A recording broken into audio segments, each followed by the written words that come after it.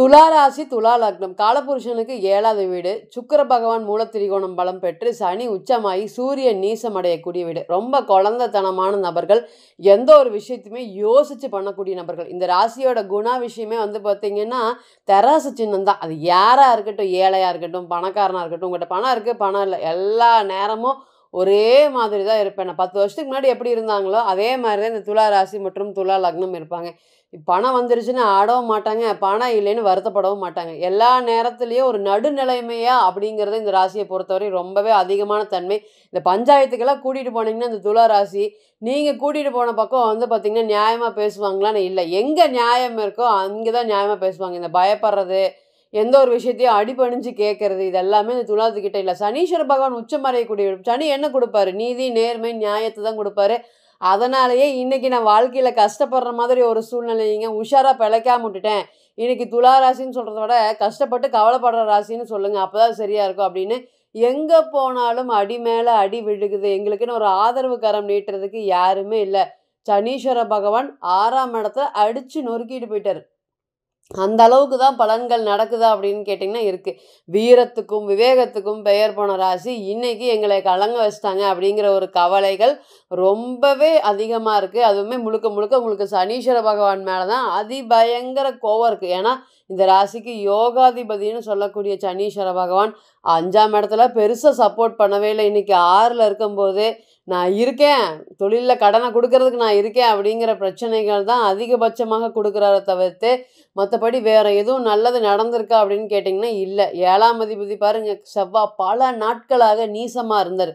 கடகத்துல பல நாட்களாக நீசமா இருந்தாரு. இந்த துலா ராசி மற்றும் துலா லக்னத்திற்கு 10ல செவ்வாய் திக்பலம் பெற்றாலுமே நீசமடைந்து எல்லாம் இருக்குது, ஆனா எதுவும் இல்ல. எல்லாம் இருக்கு, என்னால அனுபவிக்க முடியல. அப்படிங்கிற மாதிரி ஒரு பலன்கள தான் இத்தன நாளா மனவலி, வேதனைகளோட ஏன் நம்ம இப்படி கஷ்டப்பட்டுட்டு இருக்கிறோம் அப்படிங்கிற மாதிரி 1000 கேள்விகளும் உங்களுக்கு இருக்குது. இந்த கஷ்டத்துக்கு எல்லாத்துக்குமே நான் தான் காரணம் எனக்கு தெரிஞ்சாலும், இதுலேருந்து நான் மீண்டு வெளிய வர முடியலைங்க. 6 மாசத்துக்கு ஒருக்கா 6 மாசத்துக்கு ஒருக்கா கடன் பிரச்சனைகள். உதாரணத்துக்கு தம்பியா இருக்கட்டும், சகோதரனா இருக்கட்டும், அண்ணனா இருக்கட்டும், எல்லாம் ஹெல்ப் பண்றீங்க. திடீர்னு வந்து அவங்கள மீட்டு எடுத்து கொண்டு வந்து வச்சுர்றீங்க.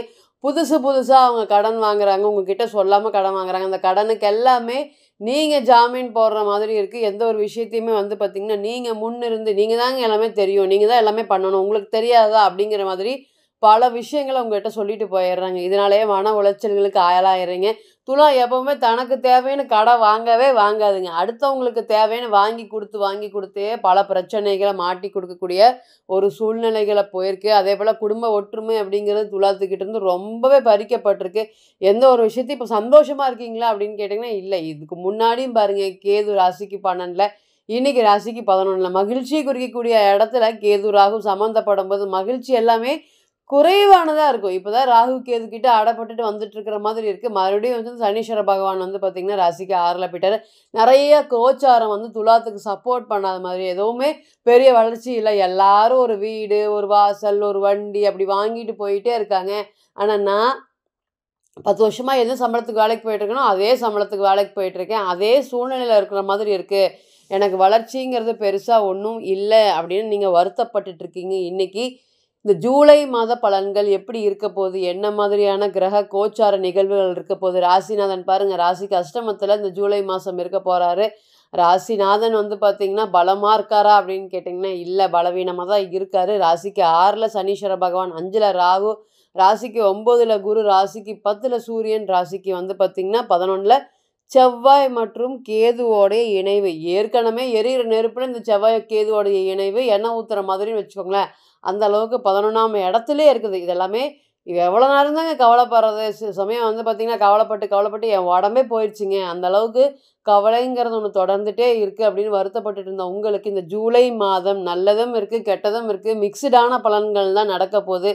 என்ன மாதிரியான பலன்கள நீங்க சந்திக்க போறீங்க? இதற்கிடையில குரு ராசிய பார்க்குறாரு. 1000 பிரச்சனைகள் இருந்தாலும், குரு நிச்சயமா காப்பாத்தி கூட்டிட்டு வந்துருவாரு. அதுல எந்த பிரச்சனையும் இல்ல. ஆனா இன்னைக்கு குரு காப்பாத்த போறாரா? எப்படி இருக்க போறாரு? குரு சூரியனோட நெருங்கி டிகிரில இருக்காரு. என்ன மாதிரி விஷயங்கள் இந்த ஜூலைல சந்திக்க போறீங்க? அப்படிங்கிறத பார்க்கலாம். முதல் தர யோகம் அப்படிங்கிறது ராசிநாதன் அஷ்டமத்துக்கு போனனால, இந்த உறவு, பாசம், பந்தம் இது எல்லாத்துல இருந்து நான் விலகி நிக்கிறேன். என்னை விட்டா போதும்னு இருக்கு. அந்த அளவுக்கு வந்து பார்த்தீங்கன்னா, இந்த உறவு உறவு எல்லாரும் வேணும் அப்படின்னு சொல்லியே பிரச்சனைகள் ஆயிருச்சு. நெறைய வந்து கவலைப்பட்ட காலங்கள் எல்லாமே இருக்குது. இன்னைக்கும் அந்த உறவ எத்தன நாளைக்கு தான் என்னால காப்பாத்த முடியும்னு தெர்ல. அப்படின்னு சொல்லி வருத்தப்பட்டுட்டு இருந்திருக்கு. இனி வரக்கூடிய காலங்கள் இந்த உறவு, பந்தம், பாசம் இது எல்லாமே பலப்படும். 2வது காதல் திருமண வாழ்க்கை. நெறைய காதல் சம்மந்தப்பட்ட விஷயத்துல 5ஆம் அதிபதி சனீஸ்வர பகவானா வர்றதுனால, பெரிய அவமானங்களை சந்திச்சிருக்கீங்க. இந்த காதல் கிட்டத்தட்ட கைகூடி வர நேரத்துல ஏதோ ஒரு பிரச்சனை காரணமாக திருமணம் சம்மந்தப்பட்ட விஷயங்கள அடுத்த ஸ்டேஜ் போகாம நெறைய போராடிட்டு இருக்கக்கூடிய நபர்களுக்கு இனி காதல் சம்மந்தப்பட்ட விஷயங்கள் அனைத்துமே கை கொடுக்குமா அப்படின்னு கேட்டிங்கன்னா, எஸ் கை கொடுக்கும். மனசுல ஒண்ணு வச்சுட்டு இந்த துலாத்த பொறுத்தவரையும் வெளிய ஒண்ணு பேசி நடிக்க தெரியாதுங்க. இது நடிப்பான உலகம். இந்த நடிப்புக்கு தான் முக்கியத்துவம். ஏன்னா துலாம் அங்க அப்படிங்கிறது சனீஸ்வர பகவானுடைய முழு ஆளுமை. எப்படி மகரம், கும்பம் அவருடைய கண்ட்ரோல். அதே மாரி துலாம் அவருடைய கண்ட்ரோல். இந்த பொய் சொல்லி தான் இதெல்லாம் பண்ணணும். இந்த ஏமாத்தி தான் இதெல்லாம் பண்ணணும்னா எனக்கு தேவையே இல்ல. போயிட்டே இருங்க அப்படிம்பாங்க. அதனாலேயே நெறைய வாய்ப்புகள் வந்துச்சு. அந்த வாய்ப்புகள பயன்படுத்தியிருந்தா இன்னைக்கு நான் வசதியா இருந்திருப்பேங்க. ஆனா, எதுவுமே பயன்படுத்தாம இன்னைக்கு இருக்கேன். இன்னைக்கு அடுத்தவன பார்த்து லைட்டா பொறாமப்படுற அளவுக்கு ஒரு சிச்சுவேஷன் இருக்கா அப்படின்னு கேட்டீங்கன்னா, எஸ். இவனுக்கு இருக்கிற வாழ்க்கை எனக்கு வந்திருந்தா நான் நல்லா இருந்திருப்பேனே அப்படிங்கிற மாதிரி நெறைய கேள்விகள் உங்களுடைய மனசுல போயிட்டுருக்கு. இனி இது எல்லாத்துக்குமே முற்றுப்புள்ளி வைக்கும் முகமாக வளர்ச்சிகள் அப்படிங்கிறது நிச்சயமா கிடைக்கும். குரு ராசிய பார்க்குறாரு. எங்க இருந்தாலும் தூக்கிட்டு வந்துருவாரு. குரு ராசிய பார்த்தாலும் சரி, ராசிநாதன பார்த்தாலும் சரி 1000 பிரச்சனைகள் இருந்தாலும் இல்லாட்டியுமே, ஒரு பிரச்சனையிலேருந்து டக்குனு மீண்டு தலைக்கு வந்து அது தலப்பாவோட போச்சு. இனி எந்த கவலையும் இல்ல அப்படிங்கும்போது குரு பார்க்குறாரு. அப்ப அதே சமயம் இன்னைக்கு குரு பார்க்கக்கூடிய தன்னுடைய 5ஆம் பார்வையாக பார்க்குறாரு. அது பார்க்கறது ஒரு யோகம். 7ஆம் பார்வையாக உங்களுடைய ராசிக்கு 3ஆம் வீட்டையும் பார்க்குறாரு. முயற்சி ஸ்தானம் தன்னுடைய வீட்ட பார்க்குறாரு. எதா இருந்தாலும் பரவால்ல பண்ணி பார்த்துரலாம். தொழில் சம்மந்தப்பட்ட விஷயங்கள் அப்படிங்கிற முரட்டுத்தனமான தைரியத்த அதிகபட்சமாக குடுப்பாரு. ஏன்னா, குரு துலாத்த பார்க்கறதுனால. அதனால வந்து பார்த்தீங்கன்னா, இந்த கோச்சாரம் துலா ராசி மற்றும் துலா லக்னத்துக்கு ஒரு யோகத்த குடுக்கறதுக்கு காத்துட்ருக்கு. ராசிநாதன வந்து குரு பார்க்கலினாலும் ராசிய பார்க்கறதுனால எல்லா விஷயங்களும் இதுக்கு முன்னாடி ஒருத்தர்கிட்டயும் அடிபணிஞ்சு கேட்கக்கூடிய ஒரு விஷயங்களும் இனி வந்து யாருடைய தயவும், தாட்சணியும் எனக்கு தேவையே இல்ல. போயிட்டே இருங்க அப்படின்னு சொல்ற மாதிரியான ஒரு பலன்கள நிச்சயமா குடுக்க போறாரு. அதேபோல 2ஆம் திருமணம். எனக்கு முதல் திருமணமே 1000 பிரச்சனைகள், கஷ்டங்கள், கவலைகள் இதிலிருந்து நான் வெளிய மீண்டு வர்றதுக்கே எனக்கு ரொம்ப வருஷம் ஆயிருச்சு. இனியுமே 2வது திருமணம் சம்மந்தப்பட்ட விஷயங்கள் எங்களோட வீட்ல பேசிட்டு இருக்காங்க. ஆனா, எனக்கு அதுல ஹோப் இல்லவே இல்ல அப்படின்னு சொல்லி வருத்தப்பட்டுட்டு இருந்தவங்க. அதேபோல என் பையன், பொண்ணு ஒத்துக்க மாட்டேங்கிறாங்க 2வது கல்யாணத்துக்கு. என் பையன் இன்னும் கொஞ்ச நாள் போகட்டுங்கிறாங்க. எத்தன நாளுங்க இந்த மாரி போயிட்டே இருக்கிறது? அப்படின்னு சொல்லி வருத்தப்பட்டுட்டு இருந்த உங்களுக்கு, இனி 2ஆம் திருமணம் சம்மந்தப்பட்ட விஷயங்கள் அனைத்துமே நல்லது நடக்கிறதுக்கு காத்துட்ருக்கு. குடுக்கல் வாங்கல்ல இருக்கக்கூடிய பிரச்சனைகள் எல்லாமே இனி படிப்படியாக குறையும். பூர்வீக சம்மந்தப்பட்ட சொத்துக்கள் எங்களுக்கு இருக்கு. அதை நாங்க அனுபவிக்க முடியல. அது எங்களுக்கு வந்துருச்சுன்னா நாங்க செட்டில் ஆயிர்றோம். ஓரளவுக்கு பண பிரச்சனைகள் குறையும். அது இன்னைக்கு போகுது, நாளைக்கு வருது அப்படிங்கிற மாதிரி பல வருஷங்களாக எங்களுக்கு வந்து கிடைக்காம இருக்கு அப்படின்னு வருத்தப்பட்டுட்டு இருந்தவங்களுக்கு, இனி இதெல்லாமே கிடைக்க போகுது. ஆன்மீக சம்மந்தப்பட்ட எண்ணங்கள் ரொம்பவே அதிகரிக்க போகுது. ஸ்பிரிச்சுவல் சம்மந்தப்பட்ட விஷயங்களும் கிடைக்க போகுது. அதேபோல குடும்ப ஒற்றுமை தான். துலாத்த பொறுத்தவரை சோறு இருக்குதோ இல்லையோ, குடும்ப ஒத்துமையா இருந்தா எனக்கு அதுவே போதும் அப்படின்னு நிச்சயமா சொல்லுவாங்க. தனக்கு ரூ. 1 செலவு பண்றதுக்கு நிச்சயமா யோசிப்பாங்க. அடுத்தவனுக்கு செலவு பண்றது கண்மூடித்தனமாக செலவு பண்ணுவாங்க. ஆனா, தனக்கு ஒரு பொருள் சாப்பிடுறதுக்கே கூட கணக்கு பார்க்கக்கூடிய துலாம், தன்னுடைய சாப்பிடுறதுக்கு பார்க்கும். அடுத்தவங்களுக்கு பார்க்கவே பார்க்காது. அந்த மாதிரி சொல்லிட்டு போயிட்டே இருக்கலாம். இந்த மாதிரி நெறைய விஷயங்கள்னால பாதிப்படைஞ்ச உங்க ராசி, இனி வரக்கூடிய காலங்கள்ல தொழில் சார்ந்த வகையிலும் பெரிய நஷ்டங்கள். சொல்லவே முடியாத அளவுக்கு இன்னைக்கு பாருங்க, நம்ம குரு ராசிய பார்க்குறாருன்னு சொல்றோம். இருந்தாலுமே தொழில் ஸ்தானம் அவ்வளோ பலமா இருக்கா அப்படின்னு கேட்டிங்கன்னா, இல்ல. அள்ளி குடுக்குற நேரத்தில வந்து பார்த்தீங்கன்னா, எனக்கு கம்மியான பணம் தான் வருது.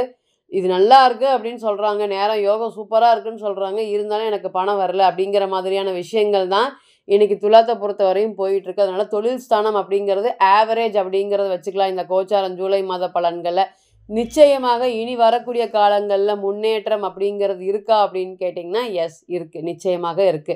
இப்ப நீங்க கேட்டு செஞ்சுட்டு இருந்த அனைத்துமே கோச்சார பலன்கள் தான். 40லிருந்து 60% மட்டுமே பொருந்தும். நம்ம தனிப்பட்ட ஜாதகம் மட்டுமே 100% பேசும். பிறந்த நேரம், பிறந்த தேதி, பிறந்த ஊரு, கிரகம் பெற்ற பலம், பலவீனம் அடிப்படையில கிரகம் நீசம், வக்ரம், அஸ்தங்கம், கிடைக்கக்கூடிய நவாம்சத்துல இருக்கக்கூடிய அமைப்பு இதுபடி பிறந்த கால ஜாதகம் மட்டுமே 100% பலன்கள். தனிப்பட்ட ஜாதகத்தை நீங்க ஆலோசனை பண்ண விருப்பப்பட்டா, கீழ இருக்கக்கூடிய இந்த நம்பருக்கு கான்டாக்ட் பண்ணுங்க. நான் வணங்கக்கூடிய நரசிம்மர் உங்க எல்லோருக்குமே நல்ல வளமான வாழ்க்கையை ஏற்படுத்தி தர நான் நிச்சயமா பிரார்த்தனை பண்ணிக்கிறேன். மீண்டும் ஒரு பதிவில் உங்களெல்லாம் சந்திக்கும் வரை உங்களிடமிருந்து விடை பெறுவது உங்கள் அஸ்ட்ரோ புவனேஸ்வரி. நன்றி, வணக்கம்.